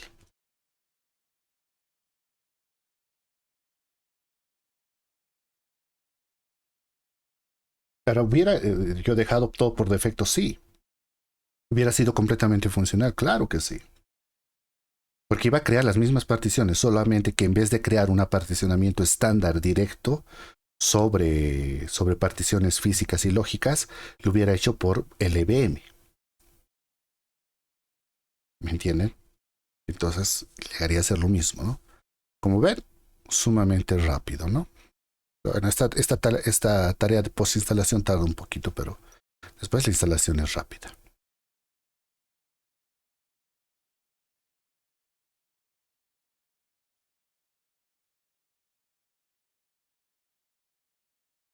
Buenas noches.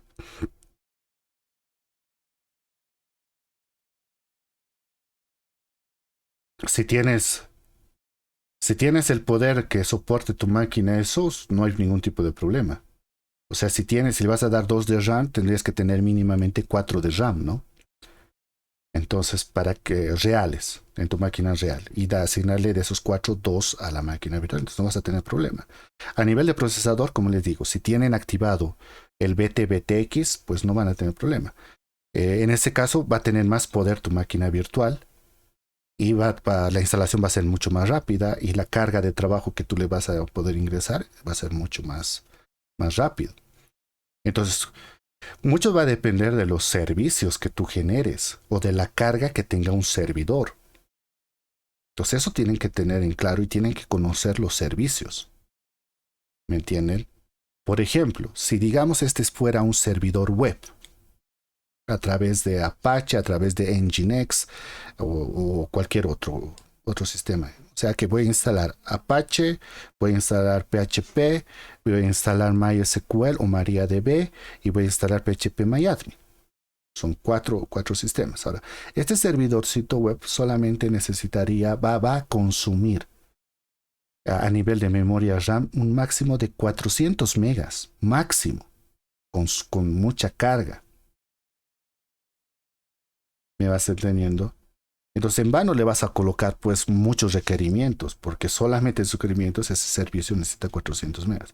Ah, otra cosa es que este servidor sea un servidor de base de datos o motor de servidor de base de datos para poder albergar varios sistemas. Entonces ahí la carga va a ser mucho más alta, ¿no? O va a alojar una aplicación, ya sea hecha en Angular, en Node.js, etcétera, que necesite procesamiento de cómputo.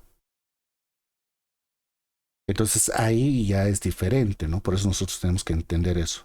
En el último módulo, por ejemplo, nos vamos a dedicar a poder entender eso, ¿no? Cuántos de requisitos necesita, porque esa es la tarea de un SRE, ¿no? Que tiene que ir midiendo eso, ese tipo de gestión.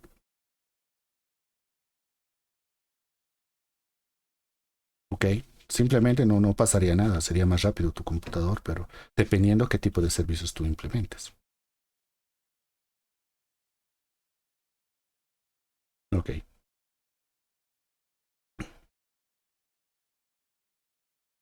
Dime, Luis.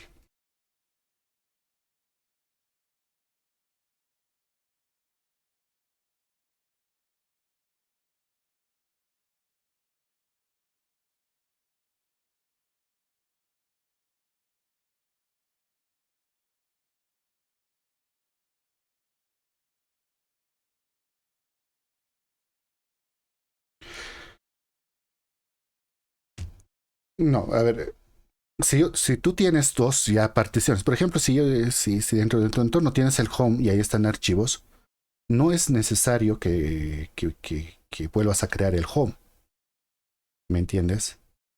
Entonces solamente tendrías que instalar la raíz, crear una partición para la raíz donde está todo el sistema operativo y las demás particiones individuales las puedes dejar intactas y el sistema los va a reconocer.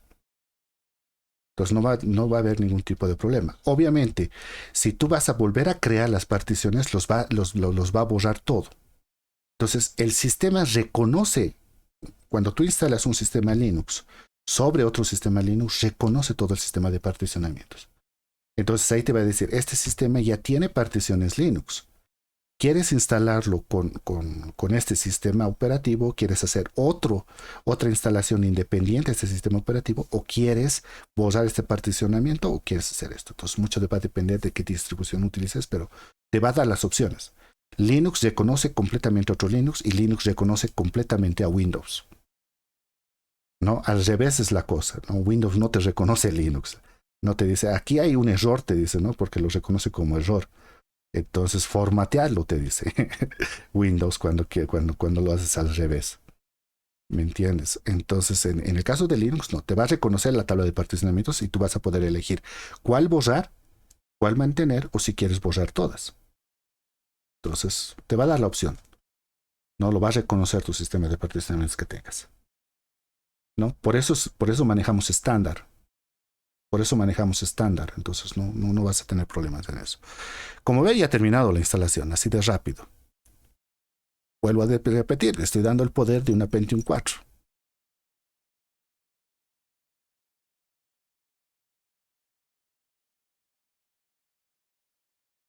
Y listo. Esto es el group. ¿Ok? A esto se denomina el group. ¿Y qué es el group? G-R-V. ¿Ok? No group, no de grupo, sino de group. G-R-V. El group es el gestor de arranque de los sistemas de Linux. ¿Ok? Antes había el Lilo, pero que el Lilo ya ha muerto hace muchos años. Aunque algunos sistemas lo quieren seguir manteniendo, pero el Lilo ha muerto. Hoy en día todas las distribuciones utilizan el group como gestor de arranque. ¿Dónde está alojado el group? ¿Cuál es la partición de arranque o la carpeta de arranque? El boot. Entonces todo lo relacionado con el arranque del sistema está alojado en el group. Y esto es el group, el gestor de arranque, que te permite cuando tú haces actualizaciones de kernel, etcétera, acá tú vas a poder ver el kernel y también vas a poder entrar a sistemas avanzados de inicio del sistema operativo. Más adelante vamos a aprender a cómo darle contraseña al group para proteger este sistema de arranque, porque yo puedo acceder al sistema directamente, y van a aprender eso, sin que me pida contraseña. Entonces tenemos que proteger al group. Eso lo vamos a aprender más adelante, pero como les digo, aquí este es el gestor de arranque. Nos vamos al kernel, al primero, y este es para el sistema de rescate. Nos vamos al primero y enter. Ahora, por defecto tienen 5 segundos para entrar al grupo. ¿Ok? A esta ventanita, esa barra de carga se llama Flymount. Si yo presiono del, se va a quitar el Flymount. Como ven, es sumamente rápido y ha cargado rápido. No me ha dado tiempo de ver el Flymount. Ahorita vamos a hacer un reinicio. Y aquí ya está cargado. Aquí nos dice Linux 7 Core, ¿no? Que nos está diciendo que está en modo de línea de comandos, que el kernel que estás utilizando en esta versión es el 3.10 0 o compilación 1160, que es para 64 bits y estás en una arquitectura de 64 bits. Es lo que te está diciendo ahí en la parte superior. Y aquí localhost login te dice, ¿no? ¿Qué es el login? Es el nombre del usuario. El único usuario que se ha creado durante la instalación es el root. Luego nos pide el password. ¿Qué password? El que hemos creado durante la instalación para el usuario root. No lo van a ver ni con asteriscos ni con nada. Entonces ustedes solamente escriben y enter. Y ya estamos dentro de la línea de comandos del sistema. Como podemos ver, ¿qué es lo que me muestra la línea de comandos? Esto es la shell. Lo primero que me muestra es el nombre del usuario, el nombre del equipo, y esta ñ me está indicando la carpeta de trabajo principal. O sea, me está diciendo que estoy en el home del usuario. ¿Ok? La ñ significa carpeta principal del usuario. En este caso. ¿Ok? O directorio, en algunos casos directorio padre, pero lo vamos a dejar como directorio principal del usuario.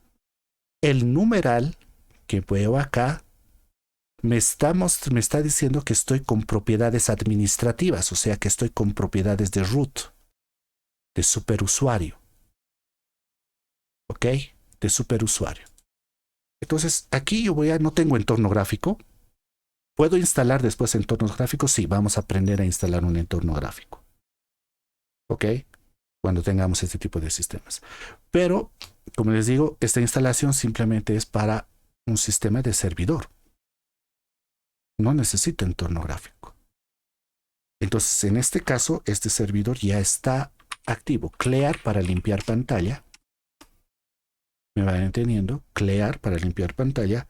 Quiero ver las particiones df-h. Y aquí me muestran las particiones. Todo lo que aparece como tmp son directorios virtuales que se crean automáticamente dentro del sistema. Temporales. O sea que están almacenados en memoria. ¿Me van entendiendo? Que los utiliza el sistema para cargar ciertas estructuras del sistema operativo. Pero vean acá, SDA1. ¿Cuánto hemos otorgado? Los 200 megas. El 61% está en uso. ¿No? O sea, si yo le hubiera otorgado 400 megas, no lo hubiera utilizado todo, porque esta carpeta solamente está hecha para el gestor de arranque, para el boot. ¿No? Aquí está dev SDA3, te dice. Que está aquí el home. ¿Cuánto se ha utilizado del home? El 1%. 45 megas, porque todavía no hay usuarios ahí. Y la raíz, donde está todo el sistema operativo, solamente se está utilizando el 6%. O sea que el sistema operativo solamente está ocupando 1.5 gigas. Le hemos dado 50 gigas. ¿Me entienden? Vean cómo es la optimización del sistema operativo. En Windows, ¿cuánto te ocupa el sistema operativo? Este es de 500 gigas. Aquí obviamente que tengo algunos programas cargados, pero por lo menos te está ocupando mucho espacio acá. A ver, vamos a ver. No tengo muchos programas aquí instalados, pero sí te está ocupando mayor espacio. Office nomás te ocupa 30 gigas. Pero miren aquí cómo es la optimización del sistema. ¿No? Ahora ustedes me dirán, pero aquí estás viendo la tabla de particiones, pero no vemos al swap. Obvio que no lo van a ver al swap, porque el swap no tiene punto de montaje.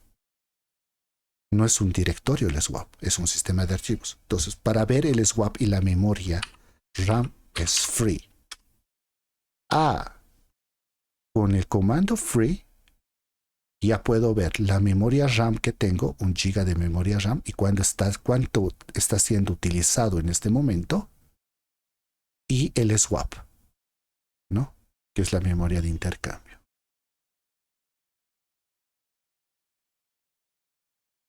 ¿Ok?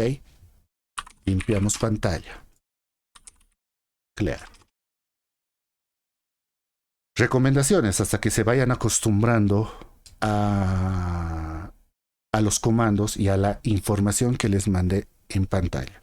Hacen un comando dfh, han revisado el comando, han visto la información, limpian pantalla. ¿Ok? Si no, eso hasta que se vaya acostumbrando su vista y toda esta parte a poder ver la información y ubicar rápidamente la información. Si no, se van a ir confundiendo. Si voy a lanzar df-h, si le voy a lanzar después un free, si le voy a lanzar después, digamos, un fdisk-l. No, con fdisk-l, por ejemplo, me muestra toda la información de los discos. ¿No? Me dice que el SDA1 es como sistema de particionamiento principal, inicio, comienzo, fin. Está en sistemas Linux, y este es el extendido, ¿no? El SDA4. Aquí te está mostrando. Y este que está como swap. No, todos estos comandos los vamos a ir implementando más adelante. ¿Ok? Pero así de sencillo es la instalación. Comandos para reiniciar el sistema. Shutdown, espacio-r, now. Este comando lo que hace es reiniciar el sistema. Pero Esta es la forma correcta de cerrar servicios. Va a cerrar completamente los servicios y va a reiniciar el sistema. O sea que si hay algún servicio que está corriendo, en ese momento está viendo una carga en la base de datos o está viendo algún tipo de transferencia, va a esperar a que termine eso y va recién a reiniciar el sistema. Si otro usuario está utilizando el sistema, le va a avisar que se va a reiniciar el servicio y que guarde sus trabajos. Hemos dicho que estamos en un sistema multiusuario. ¿Me van entendiendo? Lo mismo para apagar. La forma correcta es con shutdown-hnow para apagar el sistema. No apaguen con power off, no apaguen con reboot, no apaguen con telinit 0, telinit 6, porque esos sistemas son para apagados directos. ¿No? Es como al computador, es como si a ustedes por la espalda les dieran con un martillo. ¿Qué va a pasar en ese momento? Se van a desmayar, ¿no ve? Cuando se levanten van a saber lo que ha pasado. No. Porque esos comandos son para parar de golpe servicios. Si está habiendo una carga, no le va a importar, lo va a parar y lo va a reiniciar o lo va a apagar. Entonces no son la forma correcta. ¿Ok? A partir de ahora quiero que ustedes hagan con shutdown-h, shutdown-rnow, hagamos los apagados correctos. Que se apaguen. Por más máquina virtual que sea, muchas veces he visto que están en la máquina virtual, apaguen sus máquinas virtuales, les decían en el laboratorio, y agarraban, power off le ponían, shutdown. No, por más máquina virtual que sea, si utilizan estos botones, es lo mismo que ustedes hicieran al computador, presionaran su botón, el botón de reset o el botón de encendido durante 20 segundos, y lo que están haciendo es cortar todo proceso. Ahí existen los errores, pérdida de información, de fragmentación, y en Linux, cuando hay pérdida de datos, no es que haya una papelera de reciclaje. Se perdió, se va a un agujero negro y no se recupera. Y eso lo vamos a entender ya trabajando más adelante con los comandos de creación, borrado, etc. ¿Ok? Entonces, la forma correcta de apagar un computador, por más máquina virtual que sea, es desde la línea de comandos shutdown-h, now enter. Y listo. Se apagó el sistema. ¿Ok? Entonces, como ven, es sumamente sencillo. Es práctica, que le pierdan el miedo, que vayan entendiendo cómo se va realizando la instalación y cómo se va realizando el sistema de particionamiento. Como han visto, es bastante intuitivo, tienen un entorno gráfico. Antes sí tenías que manejar mucha línea de comandos hasta para hacer la instalación, porque tenías que ir montando, tenías que ir compilando, etc. Hoy en día eso ha cambiado. ¿Ok? Entonces tenemos un sistema mucho más amigable. Bien, preguntas, ya para ir cerrando esta clase.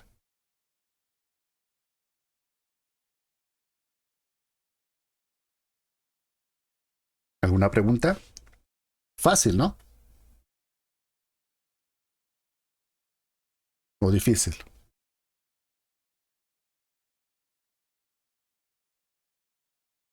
¿Qué tal, Julio? Dime, te escucho.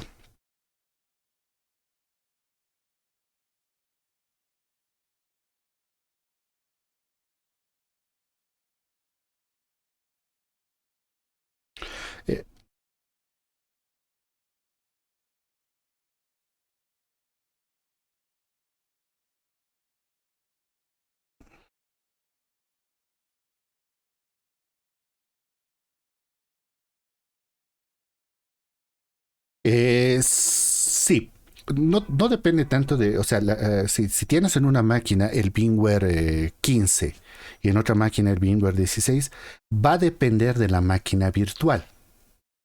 ¿Entiendes? ¿Qué es lo que yo les recomiendo acá? Se vayan a preferencias y acá en preferencias aquí te dice cuál es la compatibilidad de hardware que vas a querer.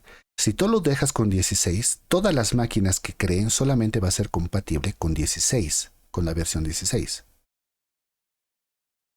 Pero si tú le dices que sea compatible desde la versión 14, por ejemplo, va a ser compatible con la 14, con la 15 y la 16. Obviamente que una máquina creada con la versión 16 es mucho más eficiente que una máquina creada con la versión 14.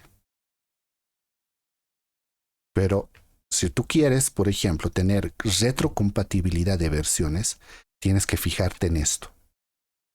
Un VMware Workstation con la versión 16 va a poder jalar máquinas de la versión 15, 14, sí, pero al revés no. ¿Me vas entendiendo? Si yo tengo una máquina, un VMware Workstation con la versión 15 y mi máquina ha sido creada con la 16, no lo va a poder abrir. Entonces no depende, puedes tú conectarte, sí, te vas a poder conectar remotamente acá, conectar con un servidor y aquí le vas a dar la IP de tu servidor, el usuario y el password y se va a conectar. ¿Ok? Se va a conectar. Ya sea a un sistema de VMware SXI o a un VMware vCenter Server. Pero se puede conectar también con otro VMware Workstation. Entonces, ¿por qué? Cuando hace la conexión, ¿no ve? Y compartes máquinas virtuales, lo que hace es que la máquina virtual no se reproduzca en tu máquina donde estás haciendo la conexión, no, se reproduce en la máquina remota, pero lo puedes administrar directamente desde acá. ¿Ok? A ver, para el día lunes, si están interesados, si quieren aprender eso, voy a conectar, les voy a enseñar a cómo conectar dos equipos. Hay que hacer alguna configuración más acá. Por ejemplo, ¿dónde estás? Display. Ahí se me fue. ¿Dónde estás? Aquí está Shared. Esto es lo que hay que habilitar. Tenemos que tener habilitado esto. ¿No? Y aquí me está dando un error, pero hay que habilitar también esto. ¿Ok? Entonces, les voy a enseñar a cómo compartir. Voy a tener un computador con otro computador y cómo hacer la conexión y van a ver que las máquinas virtuales van a correr uno con el otro. ¿Ok? Pero no, depende más que todo de la máquina virtual, en qué versión lo has hecho. ¿Ok? Pero conectarte con otro sistema, no vas a tener problemas con diferentes versiones. Listo. Bien, preguntas. Vamos con sus preguntas.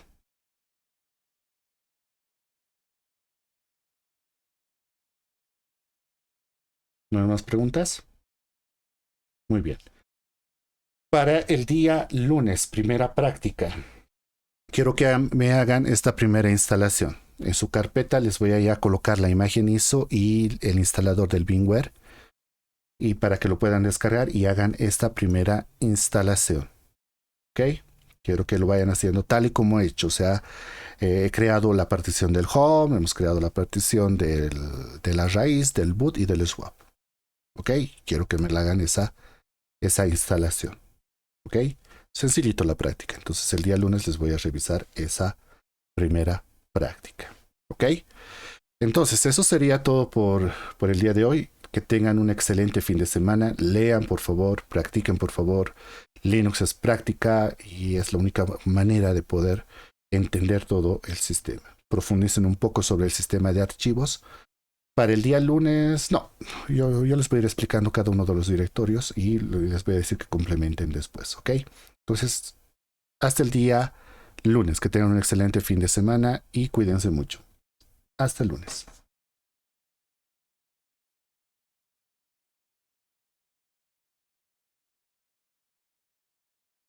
El lunes nos vemos.